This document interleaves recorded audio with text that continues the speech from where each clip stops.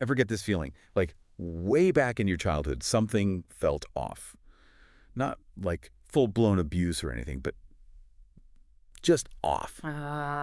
So Yeah. today, we're really digging into this book, Complex PTSD, this chapter 5, and it's like, honestly, reading this was, well, it was eye-opening.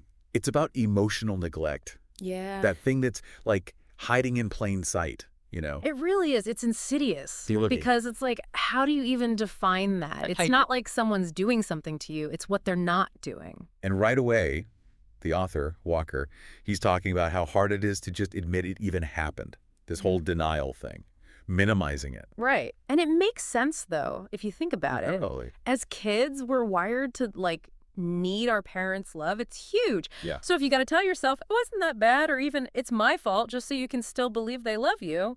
You do it. Kids got to do it. It's survival almost. Yeah, you got to protect that bond, Yeah. even if it messes you up. It's like we're protecting them more than ourselves sometimes. Exactly. And that's why Walker uses this analogy, right? It's like an onion. Okay, yeah, the onion thing. I do like a good analogy. So think about the layers, right? You peel back the outer ones. Those are the obvious traumas. Like you get hit, you get yelled at, whatever made you cry. Makes sense. But you keep peeling, going deeper. And it's worse. That's where the emotional stuff is, the really insidious stuff, that neglect. At the core. At the core, exactly. And that messes you up for, like, everything else. Because if your foundation is messed up... You're going to have cracks. Exactly. Cracks everywhere. And this whole thing about, like, not even being able to feel the good stuff. Yeah. Walker tells that story about his client who couldn't even buy a Mother's Day card.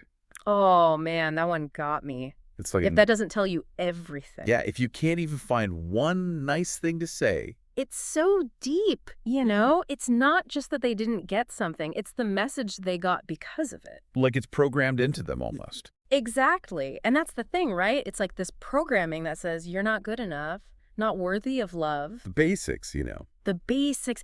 And the crazy part is Walker talks about the science, the neurology of it.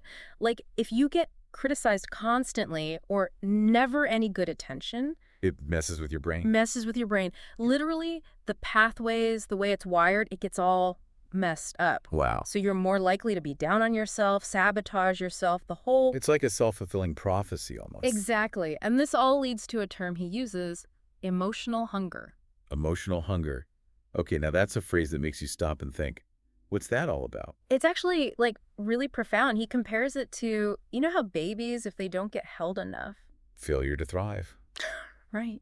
Wait, seriously, I never thought about it like that. It's the same idea. Babies need touch. They need that comfort to actually, like, grow right. We're the same way, but with emotions. So if you don't get that love, that attention, that feeling of being connected. It's like starving, emotionally starving, this huge hole inside you. And it's funny, we always say, oh, kids need a nurturing environment. We usually mean, like, food. A safe place. Right, the physical stuff. Not the actual emotional stuff. Exactly. And Walker, he takes it even further. He's like, this need to connect goes way back, evolution, the whole deal. Ooh, okay, I love that stuff. Yeah. Caveman times. Hit me with it. So think about it. Back then, kids alone. Dead kid, probably. Needed their caregiver, like 24/7. Protection from, like, saber-toothed tigers and whatever. Exactly. So being alone, that wasn't just sad, it was a danger signal.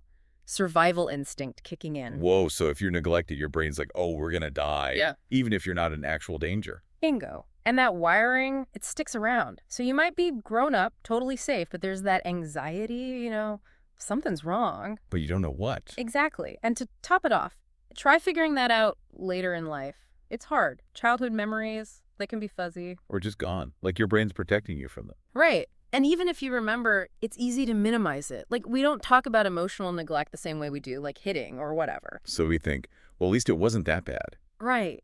Like, it doesn't count as trauma.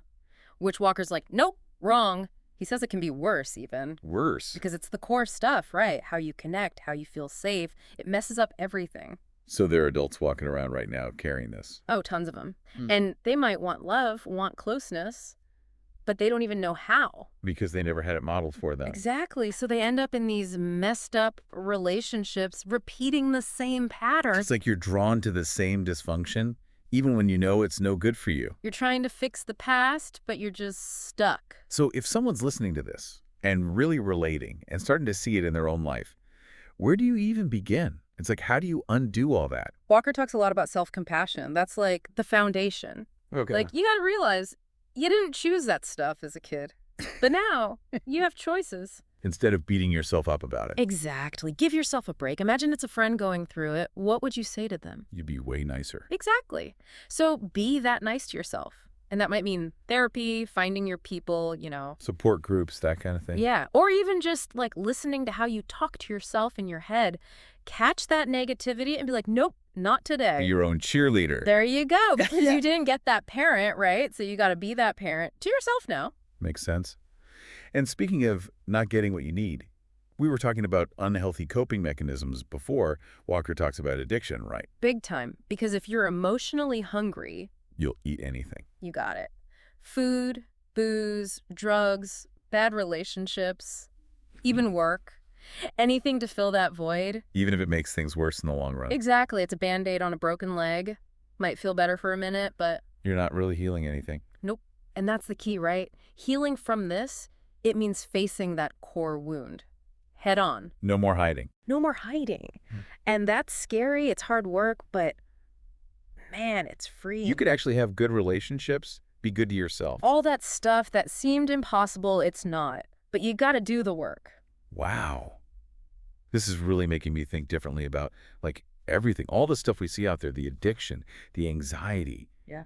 Maybe it all goes back to this. Makes you wonder, right? What if we all just, got what we needed as kids? Whole different world. Right. But hey, we can't change the past, can we? Nope. But we can change the future. This whole conversation, it's heavy, but also hopeful. That's what healing is, right? It's not forgetting, it's understanding. And choosing something different. Well, Walker's book definitely threw down a challenge, but, in a good way. For sure. Makes you think. Big time. And on that note, folks, we're going to wrap up this deep dive. Thank you so much for joining us. It's been intense. Yeah. But seriously, take care of yourselves and each other. Until next time.